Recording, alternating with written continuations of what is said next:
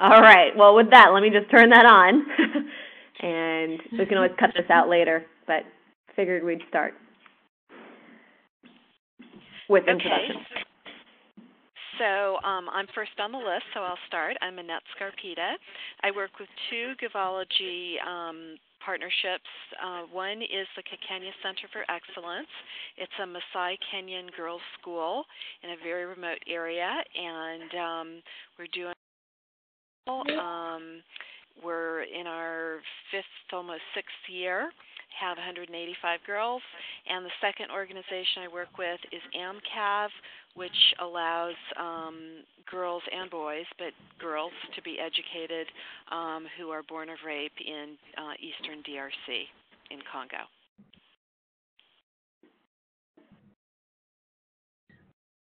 And Annette, the first time you said where you worked, I didn't hear you. I didn't realize that you worked with the Kenya Center for Excellence. It's amazing. We love her and the work that she does, and we think Yes. she was robbed. Was she named a CNN hero? I know she was nominated, but did she win? No, she was in the top 10 though last That's year. That's right. She was in the top 10. We her actually on Facebook. I remember that. I was working at I remember that, and thank you very much. It was a huge boost for us, and I heard that the results were very close, so we still felt like we did very well. Yeah, she's absolutely wonderful. And, Yes, know, she is. Now that you bring it up, I believe we may have her as a Fab Female on our blog. We have a recurring series called Fab Female Friday. I believe we featured her, but if we hadn't, we should hook up after the call and make sure we get a spot for her, because she really is an extraordinary woman. Definitely. That would be awesome.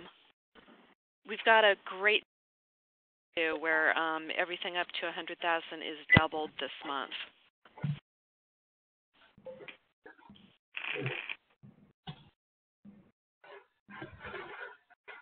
So after Annette, let's see who else. MJ, would you like to introduce yourself? Yes. Hi, MJ Ebenhack. I'm a board member with Circle of Peace International, but I have worked with Circle of Peace International since 2009. And this is a school in Uganda, founded by Joanita Sinoga for orphans and children whose parents can't afford the school fees in that country. So that's me. I'm in Marietta, Ohio. Oh, well, welcome. Nita? I'm Kate. I'm filling in for Nita, who got dragged into a work meeting last minute. So I'm the executive director of the Nanubai Education Foundation, and we run a girls' university. I am currently in Lincoln, Nebraska. Welcome. Thanks for joining. Philip?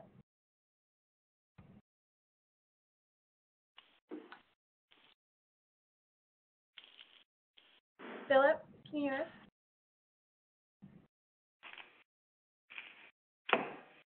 All right, well, we'll move on. I see Vanessa's on the call. Vanessa's a colleague of mine here at GirlUp. Hi, Vanessa.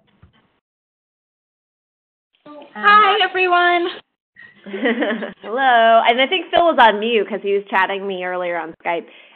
He is our CTO of Givology, so I'll just do his introduction really quick.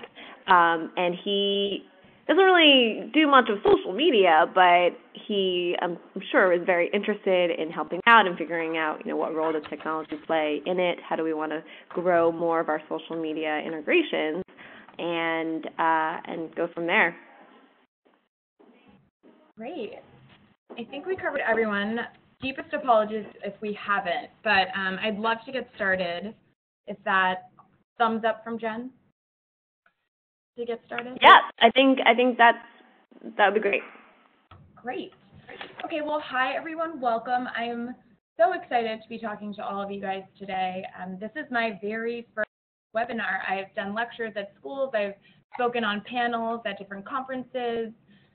I've worked with students at local universities here in the DC area, but I've never done a webinar. So thank you, Jen and Joyce and everyone at the Givology team who has bared with me while I've as a tech person, have had tons of tech anxiety about hosting a webinar, even though it was as simple as clicking a button.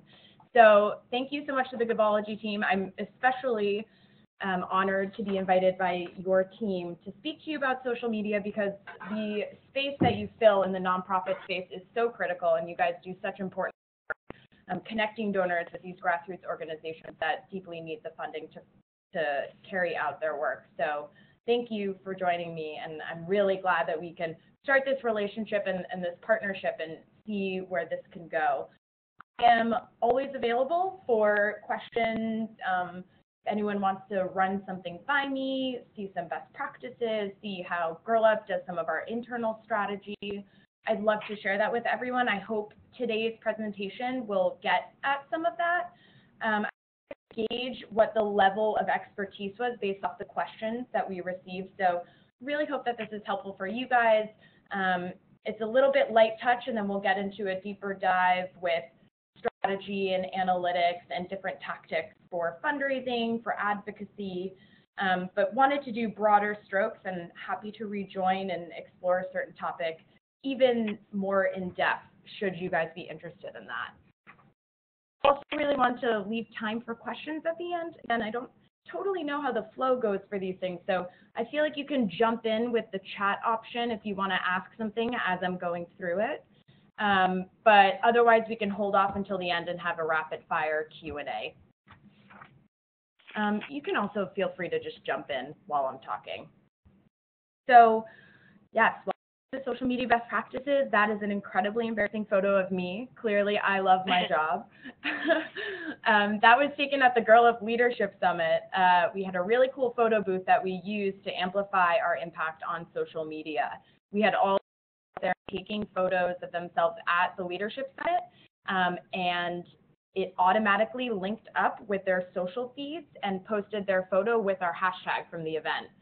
So it was a really expensive thing for us to have at the event, and really increased awareness of what we were doing here in DC with our girls. I'm the digital producer for GirlUp, which is a campaign of the United Nations Foundation. Let's see if we can go, there we go. We are a campaign that unites girls to change the world. They sound very broad, and the fact is that it is a little bit broad, but what we do is a two-pronged approach. We unite girls around the world to take action and step up and rise up and raise awareness on behalf of adolescent girls in developing countries. We're currently supporting UN programs in 4 countries right now. We are in Malawi, Ethiopia, Guatemala, and Liberia. We are quickly and rapidly approaching some new countries that we are super excited to start working in the new year, and all of that will be announced quite shortly. But you can see here our team is on the left. I'm on the bottom left, although there might be a mirror effect here. Some of our program are right there in the middle. They are the brilliant ambassadors for our campaign. They are spokespeople. We help train them and educate them on some of the challenges that face adolescent girls in developing countries, and then they become the most brilliant people in the room, and they start teaching us. They are extremely passionate and well-spoken, really eager to make a global impact, and we feel so lucky to work with these girls on a day-to-day basis. On the right, you see a girl who is in one of the UNFPA programs in Malawi. We're currently doing a fundraising campaign to support girls like her. Her name is Rosa. To support girls like her in Malawi to give bikes to adolescent girls so they can have a safe passage to school.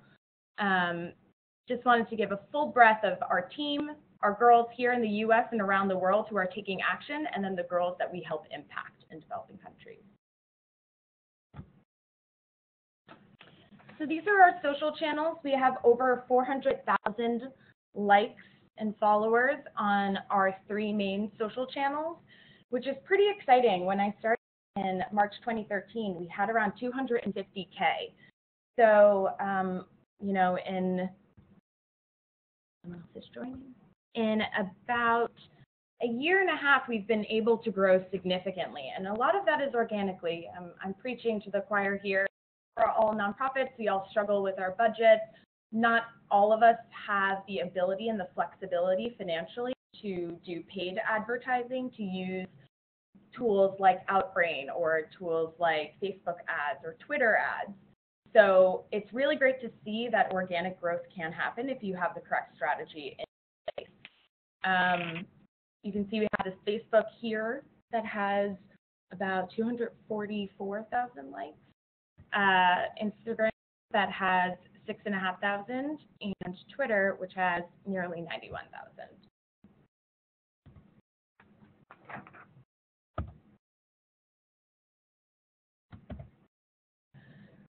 So why should you care about social media?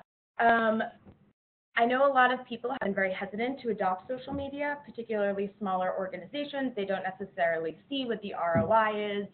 It is on their bandwidth and their capacity. Working at nonprofits, you're already wearing so many hats, you're already stretched so thin. Why would you start working on these platforms? The fact of the matter is you can't afford not to at this point.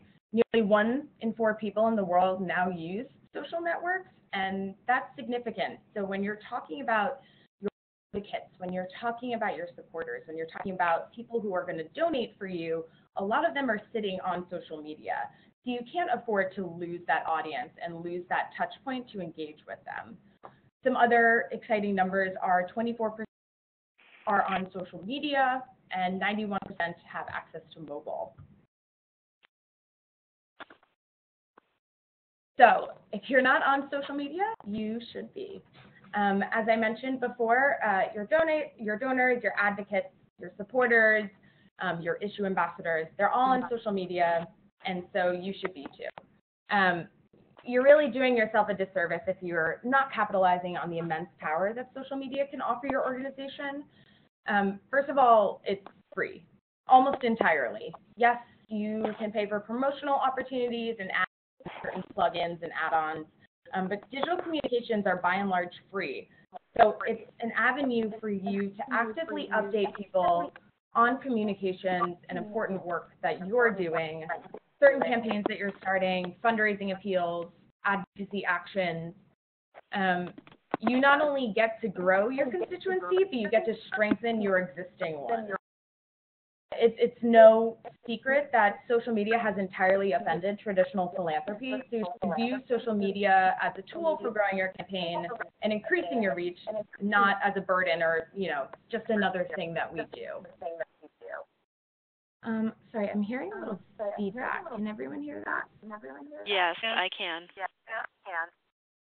So I think it's because there's 2 different dial-ins. There's a telephone and there's a voice over IP. So if you're not speaking, if you don't have a question, just mute yourself.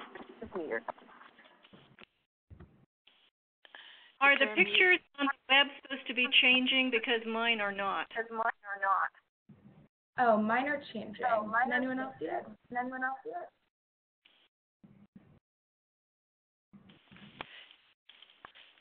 Is mute *6, do you know? Yeah, let me do it from here. I think I can. Okay. I think I can do it. Hold on.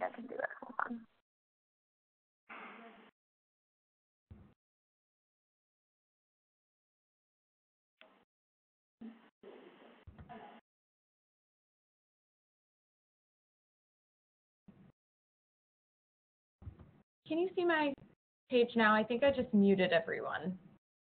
So why don't you write in the chat? Okay, great. So I muted everyone. Can you see the presentation? Yes, okay. Well, you missed this graphic. You guys can sit with that for a little bit, and then we will move forward. Feel free to chat me if there are any other issues. And just because I love our girls, we'll go back to the pictures of our teen advisors, and Rosa here on the right.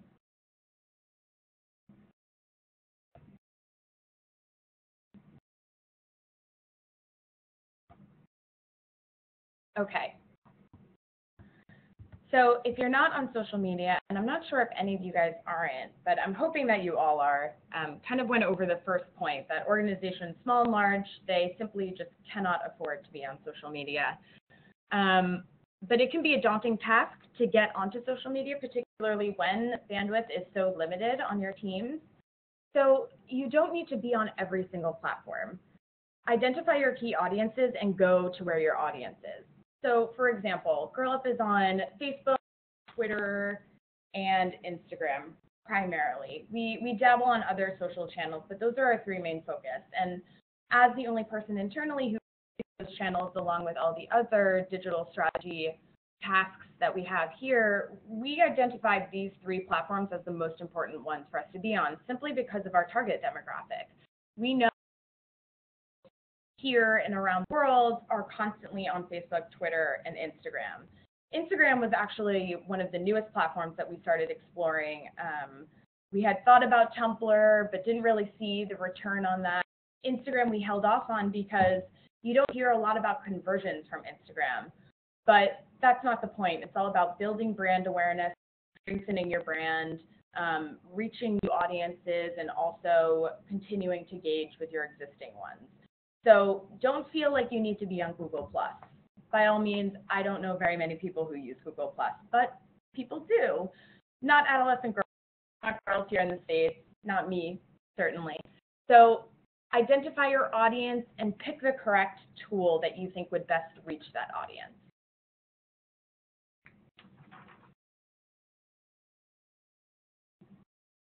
So you also want to create visually appealing profiles. You want to make sure that your logo is clean and your photos are as high-res as possible, and your profile includes all the important information about your organization, including your website. When donors are making decisions about which organization to give to, they surprisingly enough often look at social media platforms to evaluate the legitimacy of the organization. It's a challenge when I see a lot of smaller nonprofits who are doing social media, but sort of haphazardly.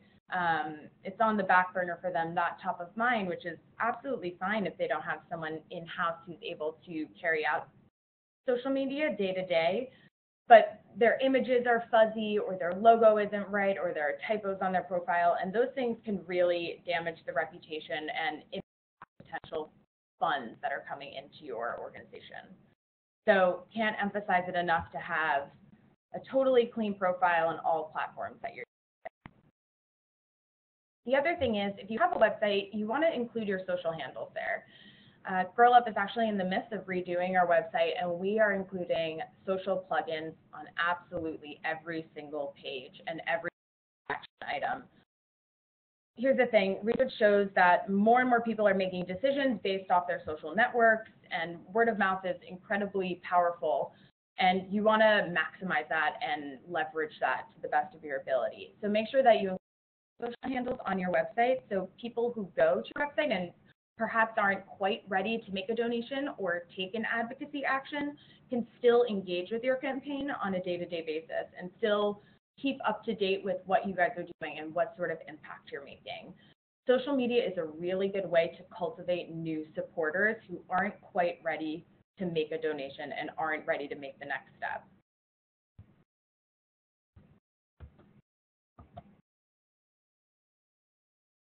The basics.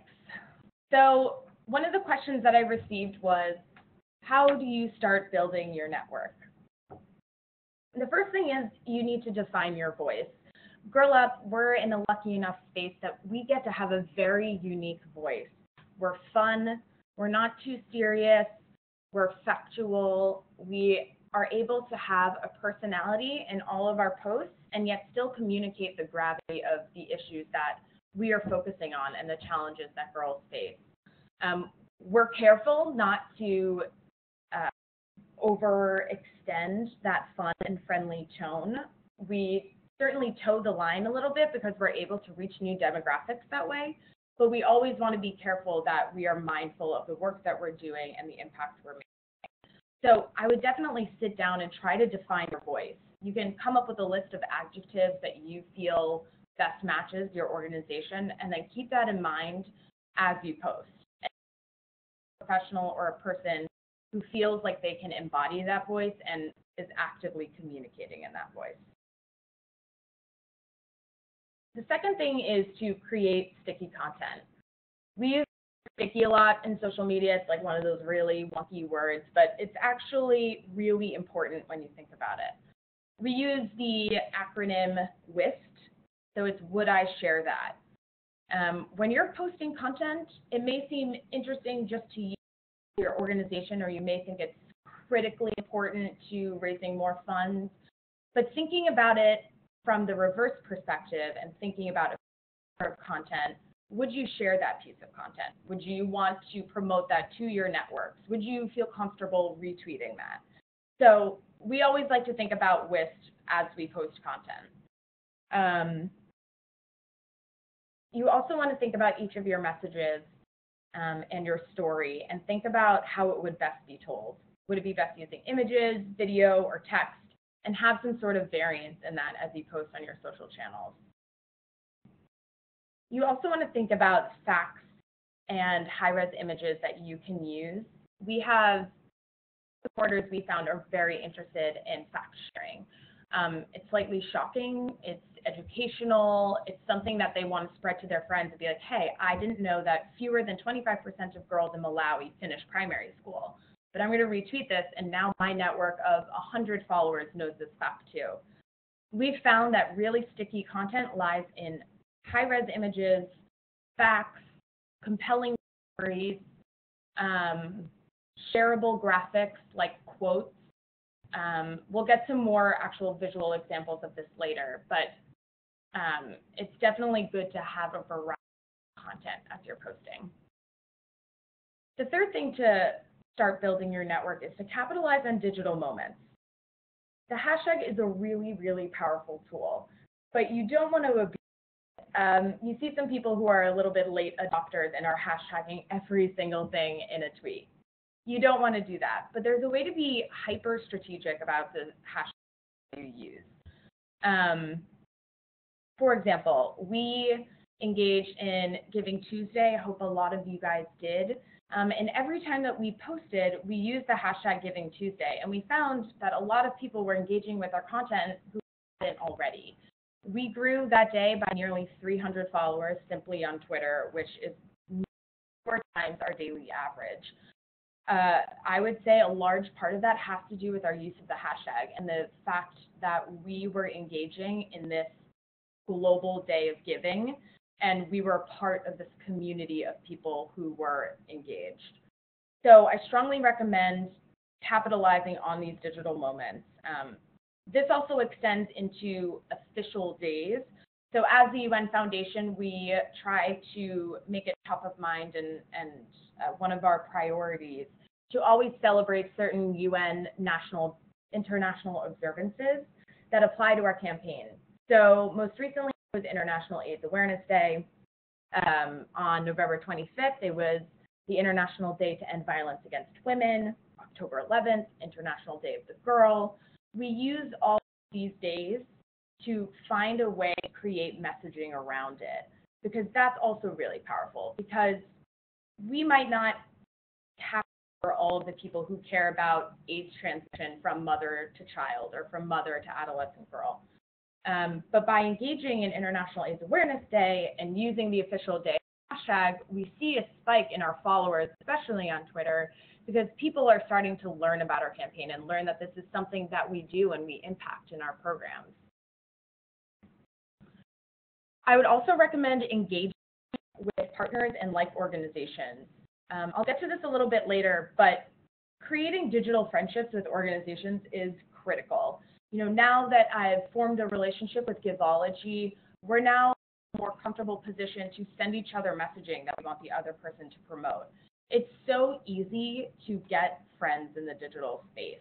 And so it can be exhausting to have to create your own content, to have to actively be on media, pushing out original content, and you don't have to do all of that work alone. You can lean on your partners and like organizations. And again, you would be able to find new audiences that way. Audiences, people who care, in my case, care about girls and women, but might not know about the GirlUp campaign.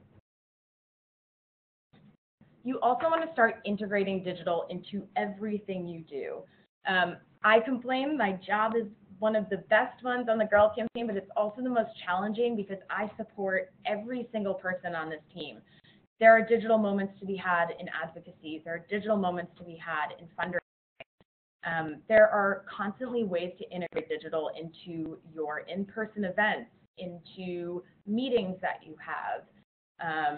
Anything that you are doing as an organization, you should stop and think, how is there a way that we can incorporate digital communications into this?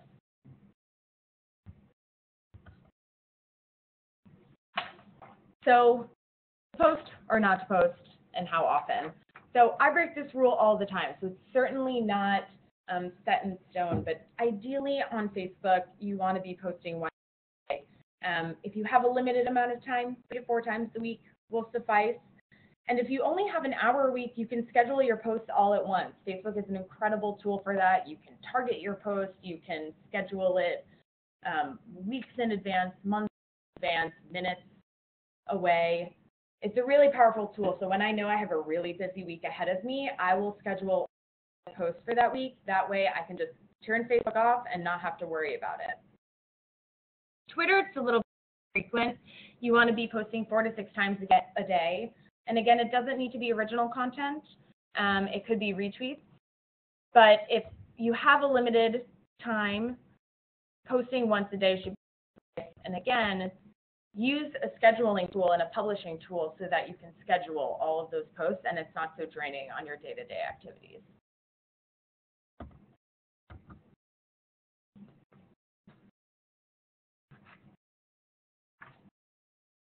So when you're posting, people often ask what type of content I should be posting and what's going to be interesting to our supporters, and how do we strike that balance between talking about ourselves, talking about the work that we do without driving people away and seeming like we are constantly asking for money or their voice or their email address or whatever it may be. So in social media, we like to say there's a rule of thirds. A third of your content should promote your organization. So a fundraising appeal or a blog article that just went up. The other third of your social content should surface and share ideas and stories from thought leaders in your industry or like-minded businesses. So, for example, here we have this story of Kristen Lund, who was the first female to serve as a force commander for a UN peacekeeping operation. Now, that doesn't really do anything for Girl Up. We're not getting any money out of that. We're not telling people to support the Girls Count Act. This is just a story that we know is going to be of interest to our supporters. It has to do with the UN, so it's closely related to our mission and who we support. But again, it's a little bit of a stretch, but you can see that nearly 600 people liked it. It's because we like to highlight girls and women that we feel like our audience can look up to and aspire to.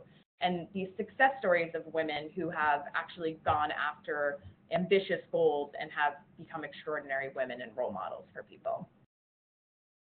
Another way to share content is to create these shareable graphics. So on the right, we created a statement.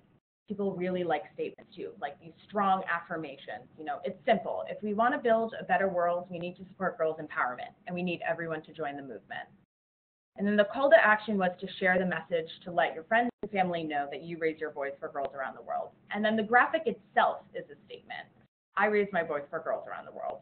And this was shared nearly 600 times. So you can see people promote to their networks what they stand for and what they believe in. And this graphic has no Girl Up branding. It doesn't have our logo. It doesn't have our website. It's according to our style guide, so perhaps someone could tell that it's from Girl Up, but really this is just about the message. This is supposed to be something that unifies everyone under this umbrella of people who care about girls around the world.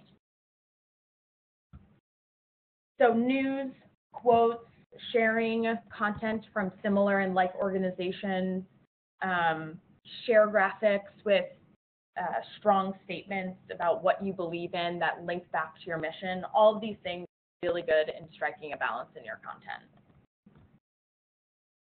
The other thing is to act quickly to current events.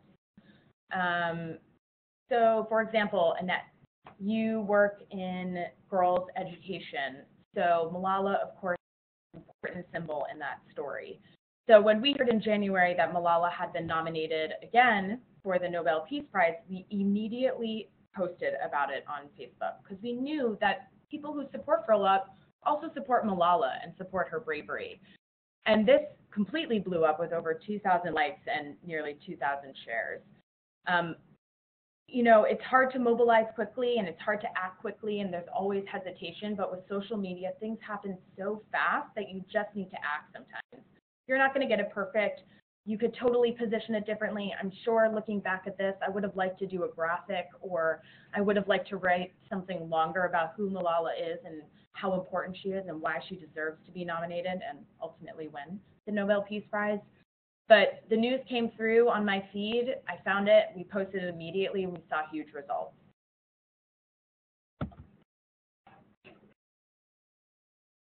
It's really important to highlight your supporters. Whenever you're doing a fundraising campaign or your grassroots and you have members around the country and around the world, it's important to spotlight the people who are really standing up and making a difference and are the stars of your campaign. So here on the right, we have these two girls from the Glen A. Wilson Girl Up Club in California, and they are so active and so wonderful, and they posted this picture. And we immediately picked it up, posted it on Facebook, and gave them a shout out for all their great work. If you look at the engagement, it's not a lot. Only around 185 people liked it, and it's not as much as our average post likes and engagement. But that doesn't mean it's not important. We think it's very, very critical to highlight the people who are doing work and supporting your campaign. And so even though engagement is lower, you don't need to take that as a bad sign. And it doesn't mean that you should stop doing something necessarily. It's good to look into Facebook Insights and to see how many people unliked your page after seeing that post or how many people hid that post. And if you see a lot of negative sentiment, it may not be the best thing to do, but don't take low engagement as something that's necessarily negative and should affect your strategy going forward. Again, here are these two tweets you see. We just launched this great campaign, School Cycle, as I mentioned, sending bikes to adolescent girls in Malawi. We had this girl, Gillian, who was fundraising for us and fundraised enough to send 12 bikes to girls in Malawi. So we emailed her. We said, what's your Twitter handle? We want to show you love to 91,000 people who follow us. And so we did, and we posted a link directly to her fundraiser to hopefully garner more support for her campaign. Another key picture from one of our clubs here with the School Cycle jar filled with money. People really like to see how easy it is to get involved and see images of that. That way they can then, it's not that challenging to get involved and to make a difference. And the thing that you might not think about is highlighting your team. Here at GirlUp, we think we have a really great team and we love each other and we have a lot of fun doing what we do. So we think it's important for us to also create some sort of kinship between our supporters and our team. We want to be behind the scenes, the people who are making this campaign run, the people who are behind the computer who are tweeting, the person who's posting on Facebook, the person who is organizing all of our people on the ground into clubs and making sure that they're taking action.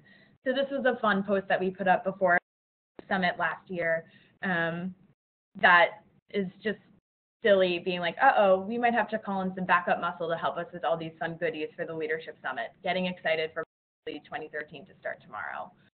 And it's cute to see the comments that are posted. And it just creates this relationship with people that goes and extends beyond your mission. It also creates this relationship between the people.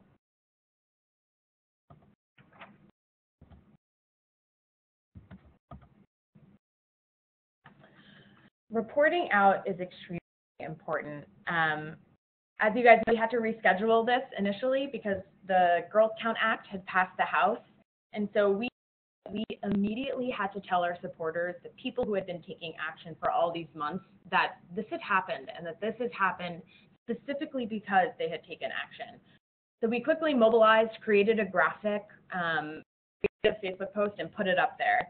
And you can see it did really well. People want to see what's happening on a day-to-day basis. People want to know where their money is going, or, you know, what was the real impact of them signing a petition? What's actually happening? Is anything happening?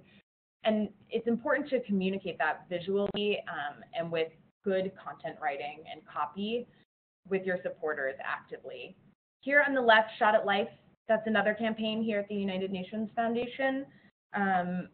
We recently celebrated Giving Tuesday, as I mentioned, and they were able to raise enough money on that day to provide 72,000 children with a pneumonia vaccination. So they posted this image saying thank you to all their supporters for enabling that to happen. So digital funding tactics. I got the question specifically about what some best practices are when creating fundraising campaigns. And again, I'm going to use a lot from our school cycle campaign because it's top of mind right now for us, and it's what we're doing right now. So one of the biggest things is to create a digital toolkit. It's something that not a lot of organizations do, but we do a lot at UN Foundation. People are so busy in their day-to-day, especially at nonprofits, and they don't really have time to create messaging for you. So when you reach out to a friend or a partner and saying, hey, we launched this campaign school cycle, please promote it on your channels. Thanks, Dana. They're probably not going to do anything. It takes too much effort. It's not really benefiting them. You know, it's hard for them to mobilize with that. So by creating a digital toolkit, you're basically giving them a present with a bow on top. You're saying, here is prepackaged content for you to promote. It's strong, it's powerful. We have images and graphics that go along with it. Copy and paste, plug it in, and you're good to go. It will take 10 seconds. So again, that will help amplify your reach and help you bring in new people and increase the number of eyeballs.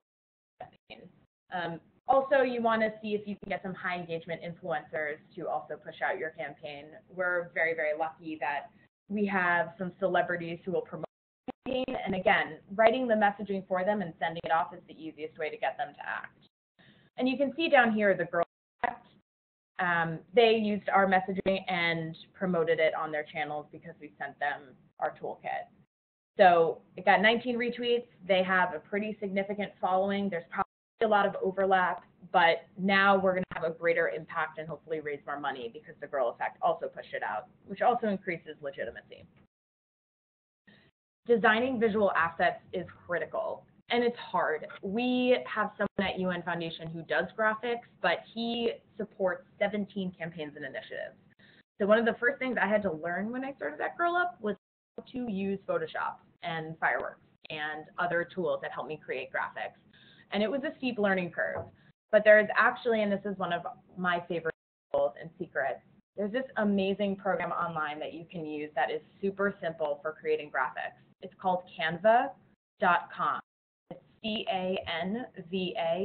canva.com. And you can upload any images, you can upload your logo. They have pre-templates. It's all in the dimensions that you need for social media, for a Facebook banner, for a graphic for email, for a newsletter template.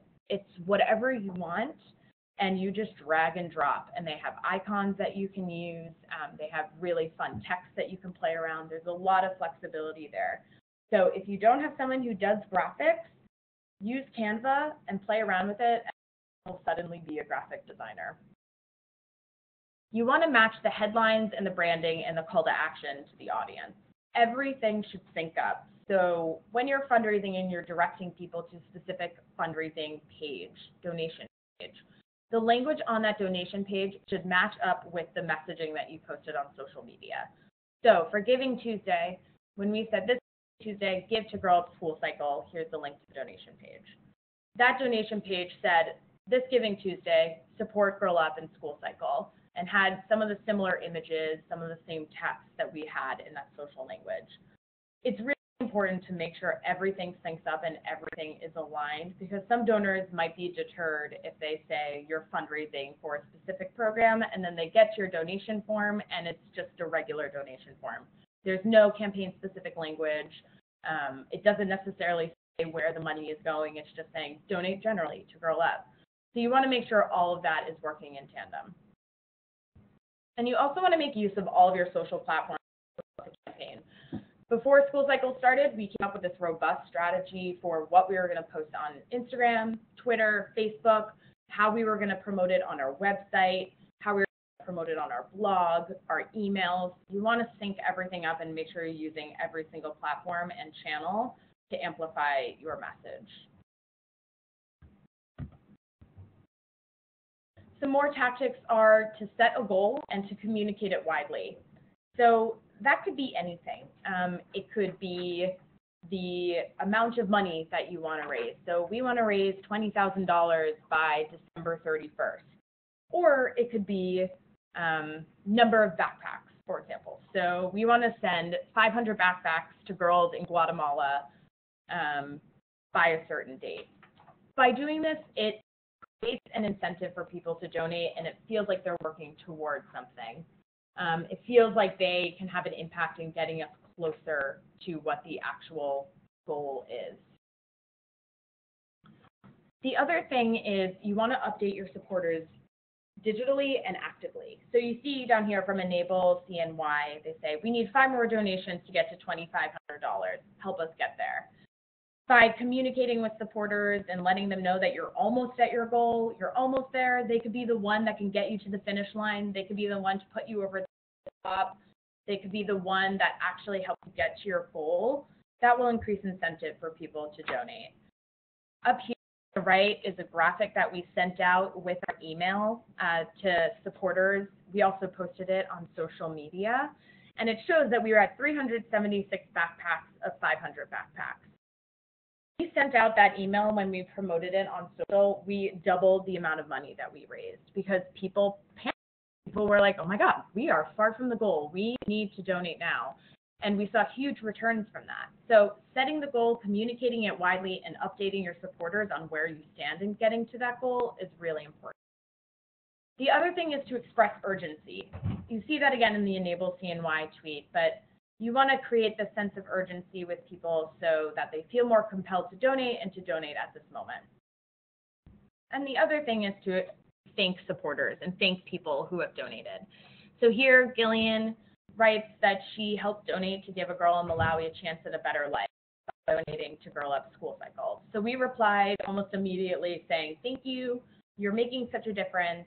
And she retweeted that to her followers, and she was so excited that we reached out to her. So making sure that you acknowledge the people who have and have supported your campaign is really important. Measuring your impact. Got this question. We let our numbers tell how we're doing. And we find that measurement is one of the most important things that we do. So it's really important to see how your growth is going on a day-to-day basis and a month-to-month basis. We have a digital tracker that we do in-house. It's this huge spreadsheet where we track our numbers from month to month on all of our platforms. So I know from September to October, we grew by 6,000 supporters. And then maybe the next month I'll see that Facebook really stalled. So I'll take a look at that, I'll look at our posts, and I'll see sentiment, and I'll see, okay, why weren't we growing as much on Facebook? What type of content can we promote better? And again, Facebook Insights is incredible for this, and so are some other Twitter tools to measure your growth and measure how people are engaging with your campaign. The other thing is source code. I'm not sure how many people use that, but those are one of the most important things to use in a campaign. So you know if your social actions are actually creating more money for your campaigns. For example, Google has a really simple tool that you can use, and it syncs up with Google Analytics. And you crunch in the campaign, the source, the medium, and you get a specific URL, and then you should use that for that specific platform. So for example, for Twitter, we have a link that we typically use for fundraising campaigns on Twitter. That way, when I pull a donation report, I can see who gave to us because of something we did on Twitter. Same thing for Facebook. Sometimes it's best practice to do this for celebrities too. So when we reach out to one of our high influencers and we give them sample social media, we'll give them a different link than the ones that we use, so that we can track if them promoting it actually brought in more money for us. Okay, the technical stuff. So we all want free tools, and there are a lot of free tools out there for measuring your impact. There are also a lot of amazing ones that you have to pay for, but we're in the same boat. We're testing out which ones we want to pay for, which ones we have to use the free trial versions. I've signed up for all of them. I'm sure you guys have too. I've been locked out of nearly every free trial there is out there. But for Twitter, we use Hootsuite and TweetDeck internally. We also use SocialFlow, but that's a little bit more pricey, and we've been able to negotiate that with the rest of our UN Foundation campaigns. For analytics, we like to use Twitter Analytics. It gives you an easy breakdown of the demographics of the people who support your campaign. It can tell you where they live, their age group, their gender, and it can also your engagement for each of your posts. So you can see which tweets reached more people, which tweets were engaged with the most, which ones were replied to the most, etc. For Facebook, Facebook Insights has everything you need. Way too many data points. It's incredibly overwhelming. So again, we can talk about some of the most important data points for you to look at for each of your posts, but I would spend a few hours just digging through there and getting yourself acquainted with the analytics tool, because it is so robust that it can be quite overwhelming, but whatever you want to find out, you can find out through Facebook Insights.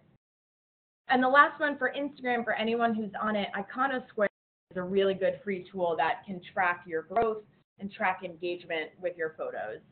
It even tells you which filter is the best one based off the engagement from your past posts. So it's like, Kelvin's a really good filter, and people like to interact with your posts when you use the Kelvin filter.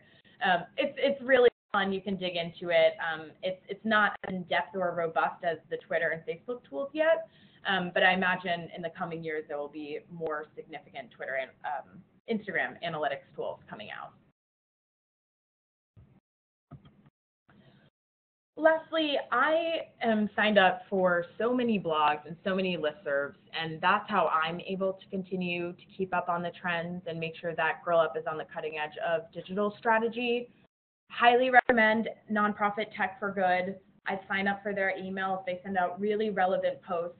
You know, it's hard sometimes when you're targeted with social strategy that's meant for profit organizations. You know, they have different approaches and they have different needs and different bottom lines than we do. So it's really helpful to get that information from people who are within the nonprofit space and people who have the same values and the same goals and the same challenges as you do. Some of the other ones are Media Bistro, Times on their social media newsletter, on that listserv. HubSpot, they send out a lot of white papers and reports so you can measure your benchmarks against industry benchmarks. You can see, this is more email strategy, but you can see if your open rates are on par with the open rates of other animal welfare organizations in the space, for example. Social Media Examiner is also a pretty good one too. And that is it. Thank you. I know we still have about 8 minutes, so I would love to field questions and answer anything that you guys may have. I will take you all off mute now.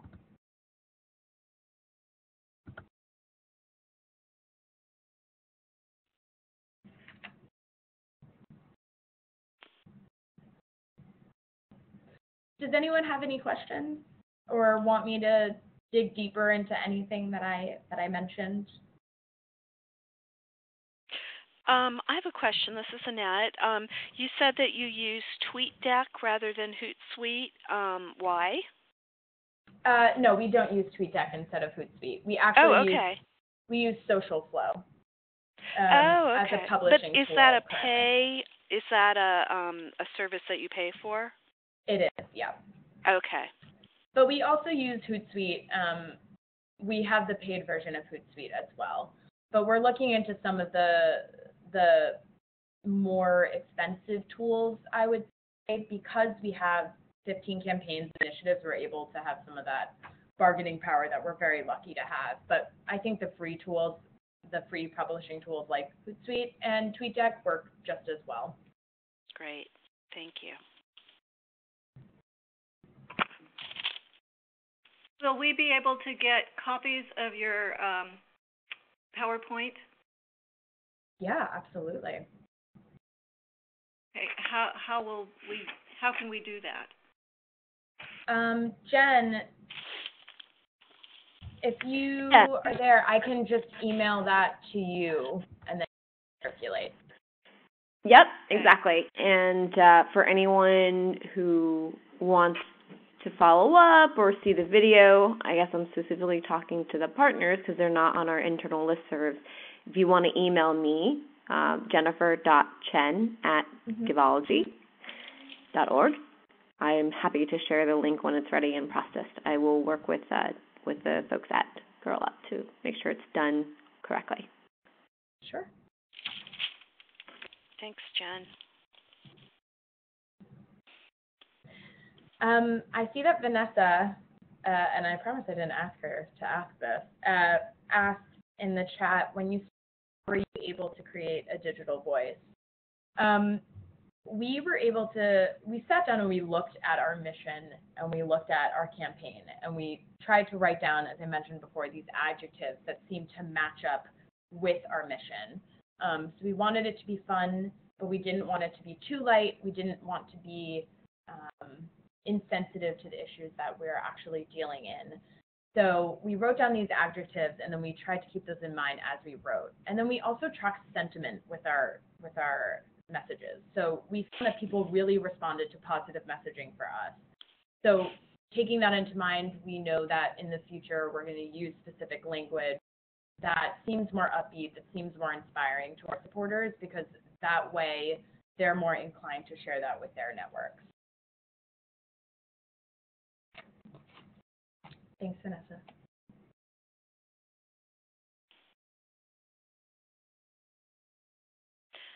I have another question that is about spacing out tweets.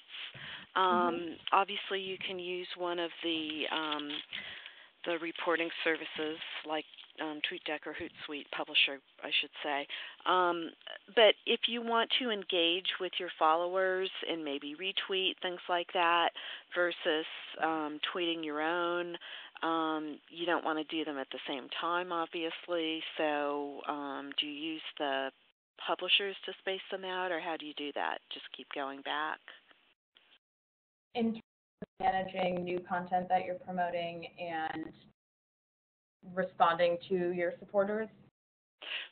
Right, and actually I was thinking more of a broad, seeing tweets that you like in your industry and retweeting those, not wanting to interfere with your own messaging. Right. Yeah, so that's something that we use our publishing tool for. We set up our prepackaged tweets for the day, typically in the morning, although it does require active monitoring. That's one of the hardest things about social media, that you can prepare in the morning and try and have it off your plate. But the fact is that people know when you're not actively monitoring, and people know when it feels prepackaged and it feels like it was scheduled beforehand. So you do need human contact every once in a while. Even though I'm super busy during the day, and I am sure that you are too, going on there every once in a while and just replying in real time to people is really helpful. But we typically have our tweets for the day already pre-scheduled, and then we will check intermittently throughout the day to see people who have been engaging with that content or people who have just been mentioning us.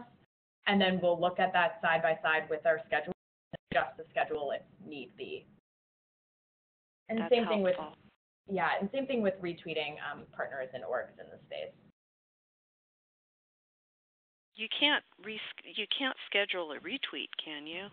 No, but what you can do is you can just do one of the RTs in front of it and make it as though it's just a GirlUp tweet, although you're still echoing their tweet, and that you can schedule. Okay. So we do that sometimes if we want to add a comment to what they tweeted. So for example, say Girl Rising tweeted out an article. Maybe we'll say like, really important read, and then we'll go RT at Girl Rising, 10 things you need to know about girls' education. That you can schedule. So a lot of the times we don't just retweet content, we try to respond to it too, and that way you have more control over the timing.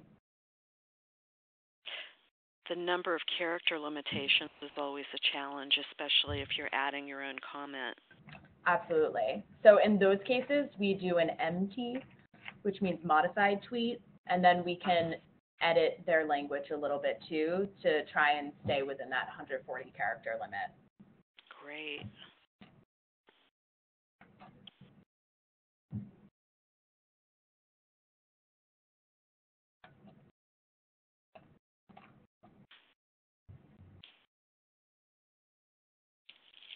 Oh, question from Philip. Okay, so Philip asks, it can be absolutely maddening trying to track analytical data between each platform and Google Analytics. I know you mentioned maintaining an Excel sheet. Is that the best way you found to give yourself that overall view, or have you looked into any tools that may be able to do this? Yes, it is a lot. So you're talking specifically about the sync up between Google Analytics and social data. In terms of the Excel sheet. Yeah, and also. Sorry, go ahead. Oh yeah, well, and just like even just the social platforms like between each other. I mean, even just it's just an immersive amount of data. So in terms of just keeping that manageable without going insane. Yep. Totally hear you. So the free tools are great, but if you really want something that will manage all of that, you will have to pay a little bit for that active tracking of all your different platforms. We've actually been going through an internal audit of our tools here at UNF. We are looking at one that is probably the most, the Porsche of all analytics is Radian 6. The social listening tool, but it's also an analytics tool. So you can see what people are saying about you in real time. You can see how much of an impact and how far your hashtag is reached. And then you also get them prepackaged into these beautiful reports that they pre-create for you. These pie charts, all these charts, it's an amazing, it's also very expensive. There are different plan levels for that one. The other tool that we're actually really interested in, social listening, I think that's more for the bigger corporations and the companies. I feel, at least from my experience, that nonprofits don't really have the time or the capacity or staffing to have someone sit and just like listen to the social conversation and respond in real time all the time. So what's really needed is an analytics tool, and we just did a demo with Simply Measured and loved what they had to offer. Again, they do it for Facebook and Twitter. They don't have something for Instagram yet. I think Instagram is slow to the analytics game. Again, you can use that free tool Iconosquare to fill in the dots. But Simply Measured is cheaper and seems to just report out on all those data points that are actually really important for tracking. The other thing is, I think keeping an Excel sheet, an Excel doc to track, percentage growth month to month, and some of those really basic data points, just good for you to know too. I mean, it was great for me before this webinar, I was interested to see, since I started, how much we've grown. And within minutes, I was able to see, okay, so in March, we had 260,000 followers. And now, going down to December, this is how many we have. So it's nice to be able to look back and see how your growth was looking like year over year, month over month, et cetera. Cool. Thank you. Cool. Thanks. So I want to be sensitive of your time, Dana, and everyone else's. We could probably talk for another 30 minutes, but I want to make sure if there are no more urgent questions that we sort of close for today. And given the popularity, we might, maybe if you're so generous, we could schedule something like in 6 months or just keep the conversation going. And we certainly want to grow our partnership with GirlUp, so hopefully it's not the last time we'll talk to each other. Yeah, absolutely. And feel free, I added my email address here. It's D for my first name and then geldwart@unfoundation.org. If you want to just float any ideas past me, or, in the future, if you have digital toolkits that you want to pass my way or articles that you want to flag, that you guys posted on your channels. More than happy to field those and keep in touch with everyone. Thank you very much, Dana. I will email you regarding Kakenya as you requested earlier. Yes, I would love that.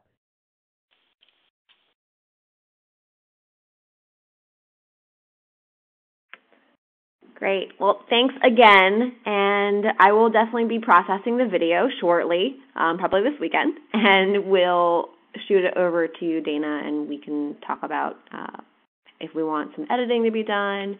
I can probably have a couple of volunteers help with that, and we'll take it from there, and I'll shoot out a follow-up to any internal Givologists on the call, and look forward to any emails from the partners who wish to receive a copy of the deck and the video. Great. That sounds great. Thank you so much. This was fun. This was my first webinar, and this was really fun. I hope it went well. You did yes, great. I think everyone enjoyed it. Save for certain technical difficulties in the beginning. We got the hang of it.